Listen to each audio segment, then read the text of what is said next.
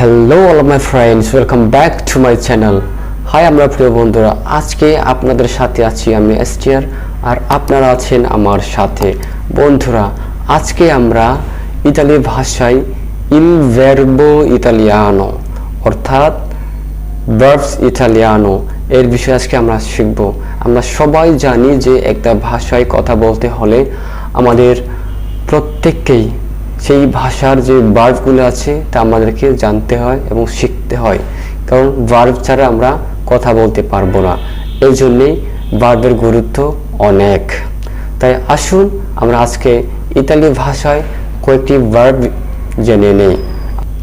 আর হ্যাঁ, ইতালি ভাষায় ভার্ব বিষয়ে জানতে হলে আমাদেরকে আরে, এরে, ইরে এই বিষয়ে জানতে হয়, কারণ ইতালি ভাষায় যে ভার্বগুলো আছে প্রায় প্রত্যেকটা ভার্বই এই আরে, ইরে, এরে এ দিয়ে যুক্ত থাকে। যখন আমরা দেখব যে ইতালি ভাষায় কোনো শব্দের শেষে আরে বা এরে বা ইরে যুক্ত হয়েছে, তখন আমাদের জানতে হবে যে এই শব্দটা হচ্ছে বা এই ওয়ার্ডটা হচ্ছে ভার্ব। আশা করি আমরা বুঝতে পারছি।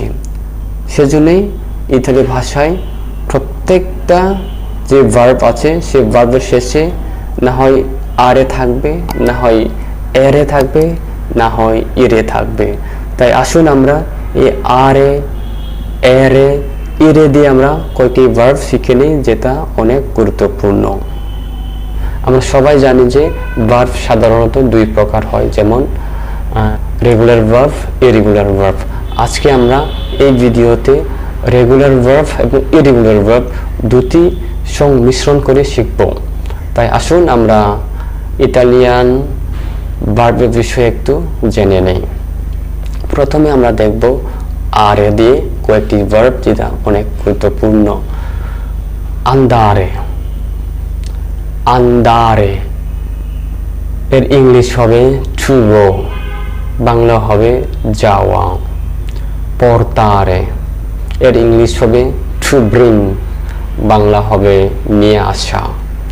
ইম্পারারে ইংলিশ হবে টু লার্ন, বাংলা হবে শেখা বা শিখা। আমারে ইংলিশ হবে টু লাভ, বাংলায় হবে ভালোবাসা করা বা প্রেম করা। জোকারে ইংলিশ হবে টু প্লে, বাংলা হবে খেলাধুলা করা। বাছারে ইংলিশ হবে টু কিস, বাংলা হবে চুমা দেওয়া। এখন আমরা দেখব এরে দিয়ে। প্রেন্দেরে এর ইংলিশ হবে টু টেক, বাংলা হবে নেওয়া। কাদেরে ইংলিশ হবে টু ফল, বাংলা হবে পড়ে যাওয়া। কনশেরে ইংলিশ হবে টু নো, বাংলা হবে জানা। সেন্দেরে ইংলিশ হবে টু গো ডাউন, বাংলা হবে নিচে নামা বা নিচে যাওয়া। নাশেরে ইংলিশ হবে টু বোর্ন, বাংলা হবে জন্মগ্রহণ করা। সাপেরে এর ইংলিশ হবে টু নো বা টু আন্ডারস্ট্যান্ড, বাংলা হবে বোঝা। এখন আমরা শিখব ইরে দিয়ে, যেটা অনেক গুরুত্বপূর্ণ। পার্তিরে এর ইংলিশ হবে টু গো আউট, বাংলা হবে বের হয়ে যাওয়া। মরিরে ইংলিশ হবে টু ডাই, বাংলা হবে মরে যাওয়া। সার্ভিরে এর ইংলিশ হবে টু সার্ভ, বাংলা হবে সেবা করা।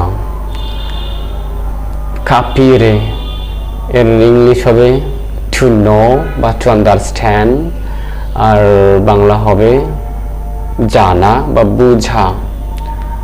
আপ্রিরে এর ইংলিশ হবে টু ওপেন, বাংলা হবে খুলে দেওয়া বা খোলা। অফ্রিরে এর ইংলিশ হবে টু অফার, তাহলে বাংলা হবে অর্পণ করা বা দেওয়া। তাহলে এই হচ্ছে কয়েকটি ভার্ব যেটা আমি আপনাদের জন্য শিখাবো বলে আজকে চিন্তা করেছিলাম বা সিদ্ধান্ত নিয়েছিলাম। আজ আমরা তা শিখিয়েছি।